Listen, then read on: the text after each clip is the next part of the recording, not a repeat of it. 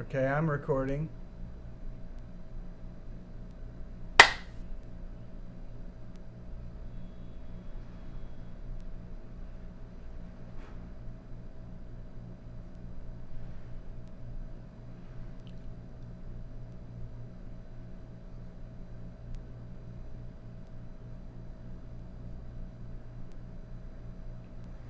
Cool.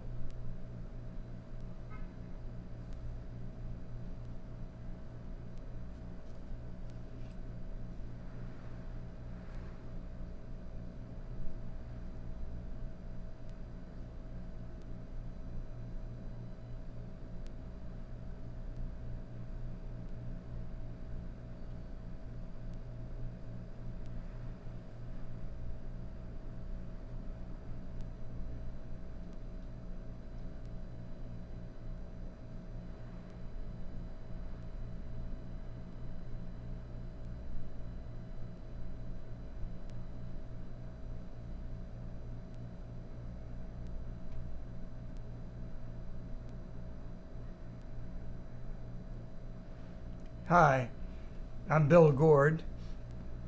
I'm a storyteller and I'm with Techung, a singer and musician in exile from Tibet.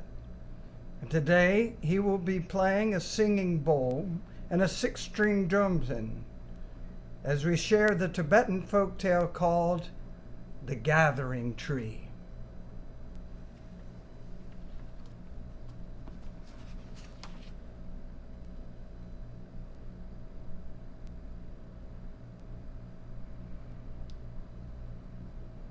Paulden was a lone traveler, traveling all around,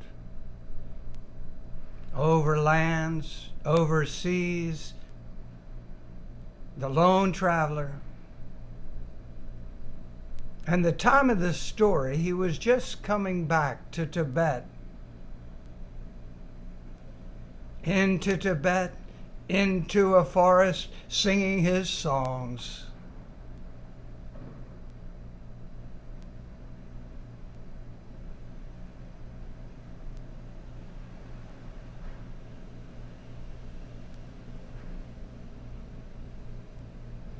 Through the forest he walked.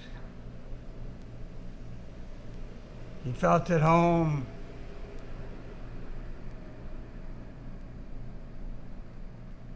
And he came to a clearing. And there in the middle of the clearing was a great, great tree with branches widespread and roots coming up out of the ground. Looked like a nice place for him to rest.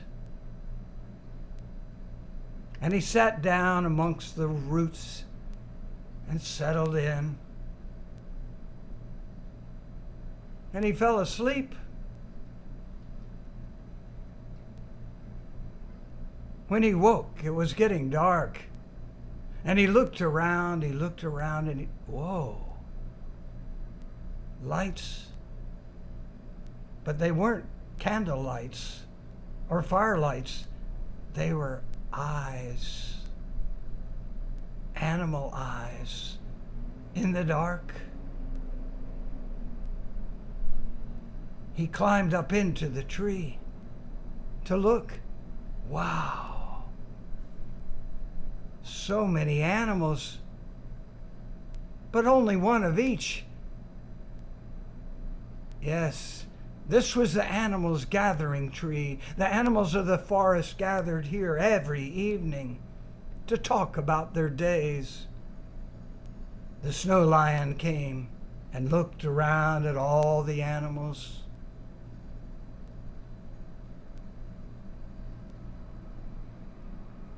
They all looked at the snow lion, and the snow lion nodded. It was time for them to talk, to tell about their days. Turtle spoke. Oh, I had a lovely swim today. I had a lovely swim. And my little turtle swam after me. More stories, more stories.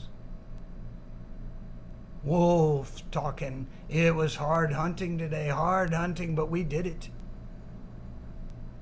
More stories. Paulden listened. He could understand the animal talk. He could not believe that he could understand them, but he could. Each and every animal. And he was a listener. All that lone traveling meant he was a listener. And almost everyone spoke, it seemed. But there was one old monkey way in the back who was looking sad. And Snow Lion saw Old Monkey and said, "Old Monkey, do you have a story for today? You look sad." And Old Monkey nodded its head, says, "Yes, I'm just sad, I'm sad because, people won't ever look to us for understanding.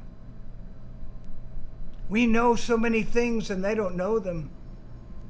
And now I'm sad because there is a girl whose family lives near the river. And she has a wound in her leg and it won't heal. And she's getting sicker and sicker and sicker and she may not live. And all they need to do is go to the stone that's right next to their door. It's a big stone, but still. And lifted and under that stone is a frog. And that frog is looking dried out. Whoa. And if they just pick up that frog oh so carefully and put it on the gold tray from their house shrine and take it down to the river and put the frog in the shallow part of the water where the river is not flowing quickly, it will bring the frog back to life. And that water of life that brings the frog back will heal the girl, even from afar. But they don't know that. And so I'm sad for her." Paulden was listening. Oh, that poor girl, that poor family. The next morning, he set out to find that family. And he crossed the river and he saw the house and he came up to the house and he knocked on the door. And the father answered the door and Paulden said, "I understand your daughter is very, very sick." "How do you know that?" "I am a healer. I am a healer." "Well, come in. Come in. There's my daughter there. See? She is so fragile and sad." And Paulden went and looked and said, "Oh, she is." And he went close to her. Her eyes were closed and he said, "You'll be okay. You'll be okay." But he didn't know if she heard him. And he stood and he came to the father and he said, "Father, I know what to do." "What?" "Watch. Under the stone right there, there's a frog." "What? How do you know?" "Look." And Paulden went down the step and pushed up the rock. And sure enough, there was a frog. And the father said, "Oh, it's all dried out. Poor frog.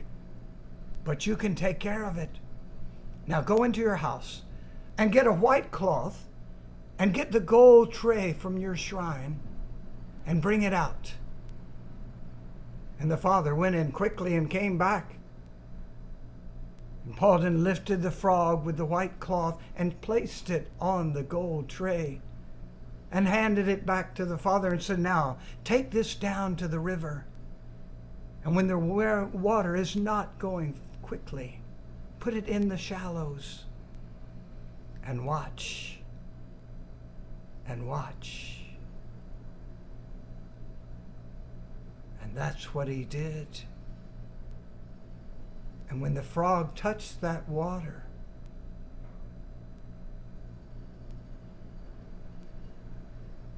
it grew strong again. And when that frog grew strong again, the father was amazed. And then he heard something even more amazing. His daughter was singing. She was singing. And the father ran up. The father ran up. The father ran up the hill, up the hill, up the hill, back to his home. And there was his wife, and there was his daughter, and they were both singing, singing, singing, singing. There they were. They were singing, singing, singing, singing, singing. And the father bowed to Paulden and said, "You saved our daughter. What can we do for you?" And Paulden said, "Your daughter's song is plenty of payment for me. I do not need anything else." "Well, can't we give you something? Have supper with us, eat with us, and we'll invite some neighbors by to tell them the story." And so Paulden sat, and they had a dinner. And it was time to go. Paulden's a lone traveler after all. And it was time for him to go. And do you know where he went? He went back through the forest, back through the forest, back through the forest, and across the clearing. And he climbed up in the tree, and he waited for the animals to gather.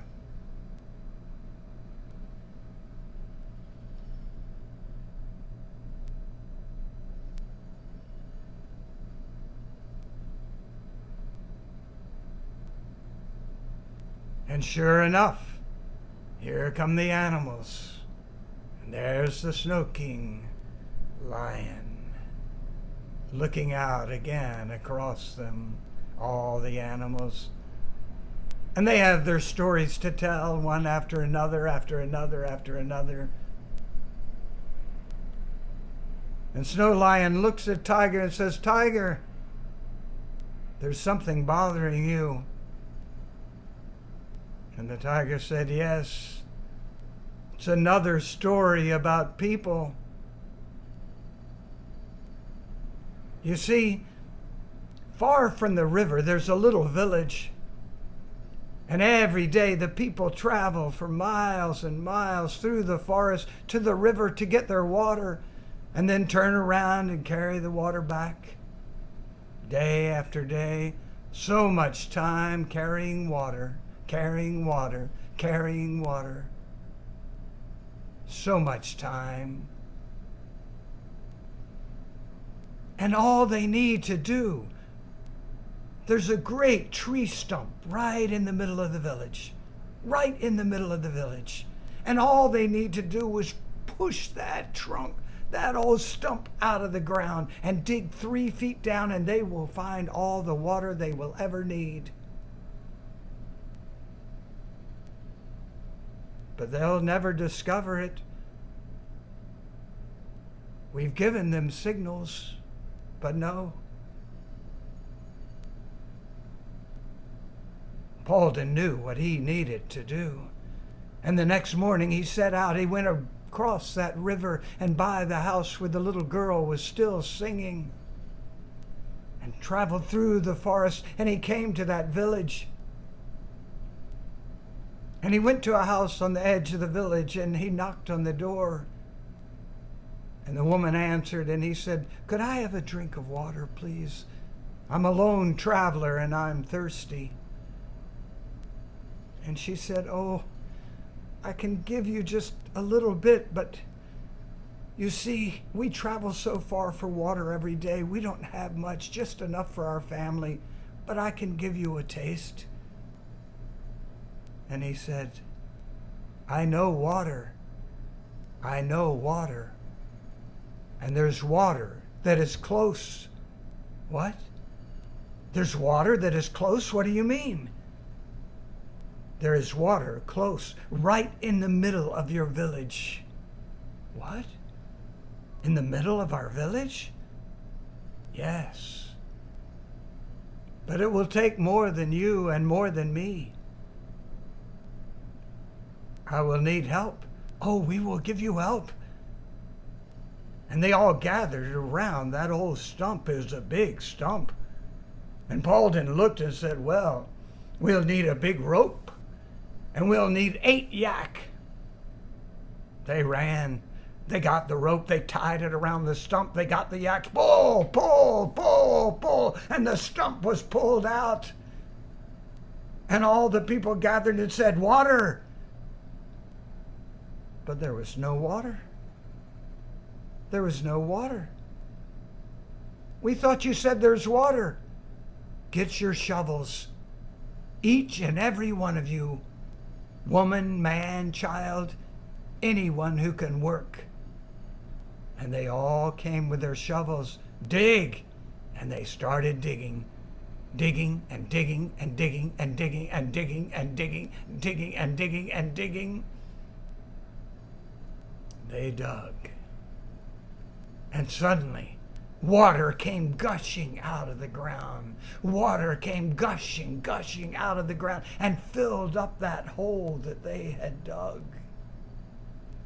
And they started singing and dancing around the water. Water, water, our own water for all of us. And Paulden bowed and said, I must go. And they said, no, you cannot go. We want you to stay with us. You will be our leader. We will build you a house. We will take care of you. Live with us, live with us. And the lone Paulden said, all right, I will join your community. And he did. And as you know, Paulden's a good listener and a warm heart. And so that village did very, very well. And Paulden was the happiest he had ever been. Now there was someone he had met in his travels years before who heard about Paulden being the leader of a village, and that everyone took care of him and built him a house. And this person came and traveled and found Paulden and said, whoa, you're the leader? Well, I'm just part of this community. We really all work together. And there's the water I helped them find. But it wasn't really me, just because I listened. You listened. What did you listen to? And Paulden told the man the story of the gathering tree and the animals talk. And the man heard and he said, where is this gathering tree? And Paulden told him exactly how to get there. And he started off. This man who just heard the story of Paulden, and he said to himself, well, Paulden may just want to be part of the community, but he could have been like a king. They would have given him gold. They would have built him a palace, but he didn't ask for that. But with a secret I learned, I will become a king with jewels and a palace, and the people will call me their king and will be servants. Yes, that's what I will get. I wonder what I'll learn from these animals. So he traveled through the forest. He saw the gathering tree. I better get there before the animals come. He climbed up into the tree. The animals gathered. He was listening, but he couldn't quite hear. He crawled out on a branch. No, I still can't hear them. They've got to tell a good secret so I can be king. I can be rich. And he moved further out on the branch so he could hear. And he moved further out on the branch, and he moved further out on the branch, and he moved further out on the branch. Crack!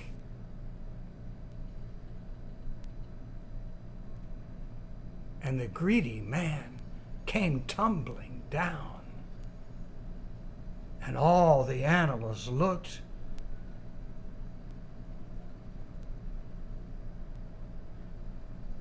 And they saw who he was, this greedy man. And they were hungry.